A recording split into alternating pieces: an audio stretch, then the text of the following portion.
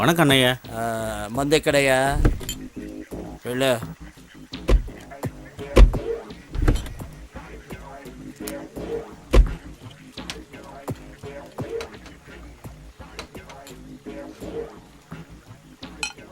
ராயலசீமாவில் சிங்கம் மாதிரி இருந்தார். இங்கே வந்து எதுக்காக இவ்வளோ கஷ்டப்பட்டுட்டு இருக்காரு ஒன்றுமே புரியலையே. இன்னும் எவ்வளோ நாளைக்கு தான் இந்த மாதிரி தலைமறைவாக இருக்கணும்னு ஒன்றும் புரியல. உனக்கு என்ன தெரியுமாடா? எனக்கு எதுவும் தெரியாதுடா.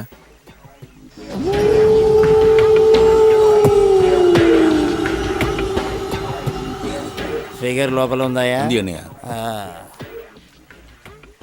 மாதம் 4 கொலை பண்ணிட்டு இருந்தவர் இப்போ இந்த மாதிரி ஆயிட்டாரா? இதுக்கெல்லாம் காரணம் அந்த சாமியார் தான்.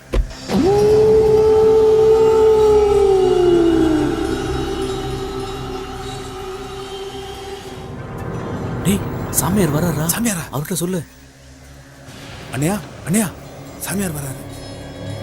என்னடா வேலை பண்ற நேரத்திலே? நமஸ்தே சுவாமிஜி. ஆந்திராவில இருந்து கிளம்பும் போதே சொன்னாரு. இப்ப சாமியார்கிட்ட மாட்டினாரு. என்ன நடக்க போகுதோ தெரியல. நான் முன்னாடியே சொல்லியிருக்கேன், விரதம் இருக்கும்போது தண்ணியும் பொண்ணும் கூடாதுன்னு. சுவாமி அது வந்து ரொம்ப நாளா இந்த விஷயத்துல நீ உண்மையா நடந்துக்கலனா உன் உடம்பு மண்ணுக்கு தான். அப்படிப்பட்ட பொண்ணுங்க அவங்க. ஏதாவது கோவில் குளத்துக்கு விரதம் இருந்திருந்தாலும் புண்ணியம் கிடைச்சிருக்கும். நீங்க சொன்ன விரதத்தால அண்ணையா மெலிஞ்சதுதான் மிச்சம். உன் அப்பன் பணக்காரனா இருந்தது எனக்கு தெரியும். ஆனா இன்னைக்கு இவனுக்கு கையால இருக்கியே, ஏன்? கண்டவளோட உன் அப்பன் போனதுனாலதான். நமக்குள்ள சக்தி இருக்கு. அந்த சக்தியை தேவையில்லாம விரயம் பண்ணா வாழ்க்கை நரகமா தான் இருக்கும். அது அவனை மட்டும் இல்ல, அவன் சந்ததியையும் பாதிக்கும்.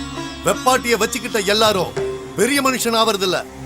விபச்சாரி கிட்ட போற எவனோ எவ்வளவு சம்பாதிச்சாலும் அடுத்தவனுக்கு கீழே தான் இருக்கணும்.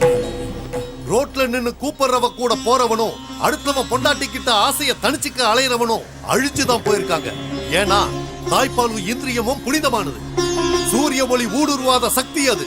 அந்த புறத்து பொண்ணுங்களை கடத்திட்டு போனதுக்கு அப்புறம் ஊருக்குள்ள ஒருத்திக்கு பொட்டு கட்டினாங்க. அவ காசை பார்த்ததும் ஊருக்குள்ள பாதி பேர் அதை தொழிலா பண்ணிக்கிட்டு இருக்காங்க. கல்யாணம் பண்ணிக்கிறதும் கர்மங்கள் செய்யறதும் வாழ்க்கை உயர்றதுக்கு. அதுக்கு உடல் சுத்தம் வேணும். மனைவியோட மட்டும் இருந்தா போதும், நம்ம சக்தி நமக்கு கிடைக்கும். அப்படி இல்லாதவனுக்கு நிஜமான தாசி கிட்ட போனா வாழ்க்கை உயரும்னு சாஸ்திரம் சொல்லுது. இந்த வயசுல அபூர்வ சக்தி வேணும்னா இப்படி எல்லாம் பண்ணித்தான் ஆகணும். அப்படியே நான் பண்ணும் சுவாமி. கிளம்பு கிளம்பு. 2 நாள் பொறு, சொன்னபடி நடக்கும்.